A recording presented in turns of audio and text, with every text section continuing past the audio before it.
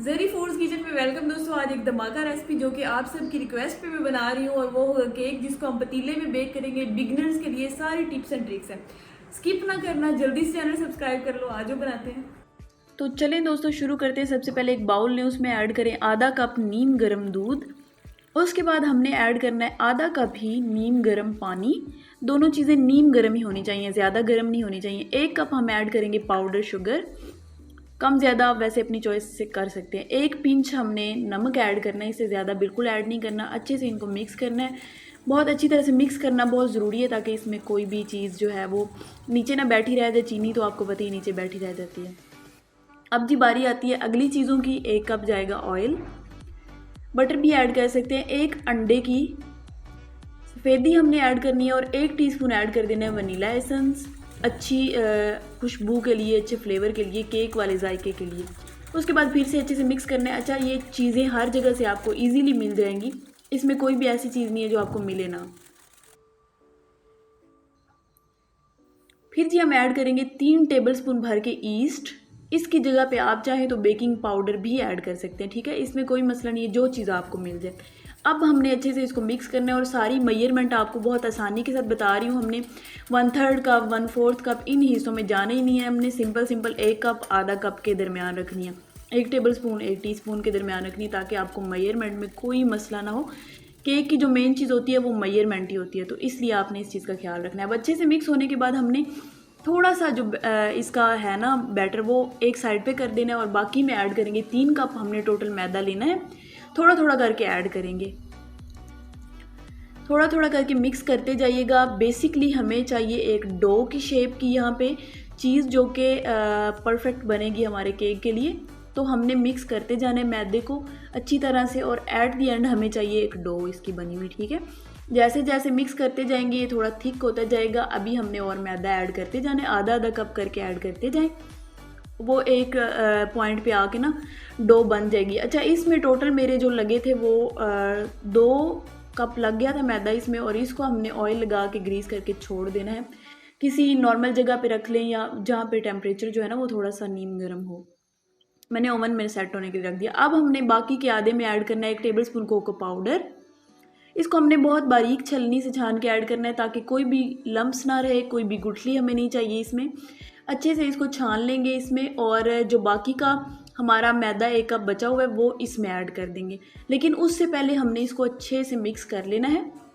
اچھا اس کیک میں آپ کو پہلے سے پتیلا جو ہے وہ پری ہیٹ کرنے کی بھی بالکل ضرورت نہیں ہے. آپ ڈائریکٹلی اس کو اوپر رکھیں اور بس ساتھ ہی ساتھ بنا دیں. بہت آسان کیک ہے، مطلب اس کیک کو بنانے میں آپ کے کم از کم 1 گھنٹہ بھی نہیں جائے گا، یا 1 گھنٹہ زیادہ تر کر لیں بگنرز کے لیے.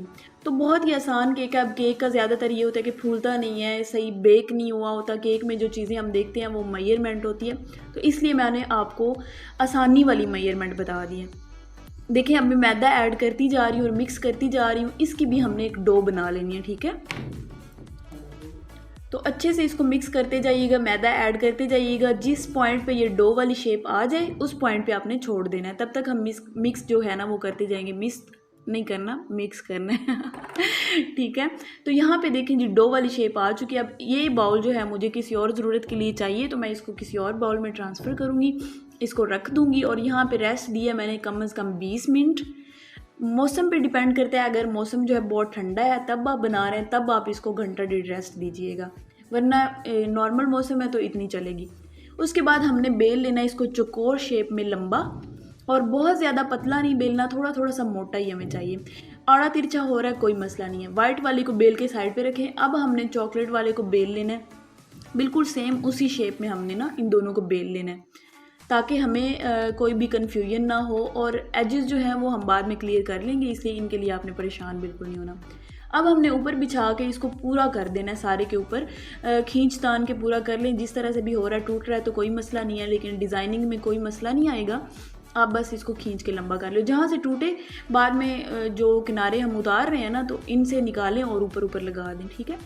تو کچھ اس طرح سے ہم نے ایجز کلیئر کر لینے ہیں تاکہ ہماری جو کیک ہے ہمارا جو کیک ہے وہ پروفیشنل لگے، اب ہم نے کوئی سی بھی چاکلیٹ لے کے اس کے آدھے حصے پہ لگا دینی ہے، ٹھیک ہے، میلٹ کر کے جس طرح سے چاہے آپ میلٹ کر لیں، جو چاکلیٹ آپ لینا چاہیں لے سکتے ہیں، آپ چاہیں تو نٹس ایڈ کر سکتے ہیں اس میں، اس پوائنٹ پہ جو چیز آپ کی چوائس ہے، جو آپ کو اچھا لگے وہ آپ کر سکتے ہیں، آپ کا کیک آپ کی مرضی تو یہاں پہ دیکھیں اچھے سے میں نے اسپریڈ کر دیا چاکلیٹ، اب ہم نے اس سائڈ سے اس کو رول کرنا شروع کرنا ہے، ٹھیک ہے، تو بہت زیادہ بھی رول نہیں کرنا، تھوڑا ٹائٹ رول کرنا ہے، اب آدھی سائڈ میں نے چھوڑ دیا، اس طرح سے ہم نے کوئی بھی تیز چھری یا نائف لے کے اس کو اس طرح سے کٹنگ کر لینی ہے اس کی، تاکہ ہم نا اس کی ڈیزائننگ کر سکے، بہت ہی آسان ہے، اتنا بھی کوئی مشکل کام نہیں ہے، کیک بنانا کوئی ایسی راکٹ سائنس نہیں ہے، بہت آسان ہے، دیکھیں جہاں جہاں سے تھوڑا کم لگا ہوا تھا نا چاکلیٹ والا، میں نے جو اوپر والی لیئرز اتاری ہیں وہ اوپر لگا دی ہیں، بہت ہی آسان ہے، اب ہم نے اس طرح سے ٹویسٹ دینا ہے اس کو،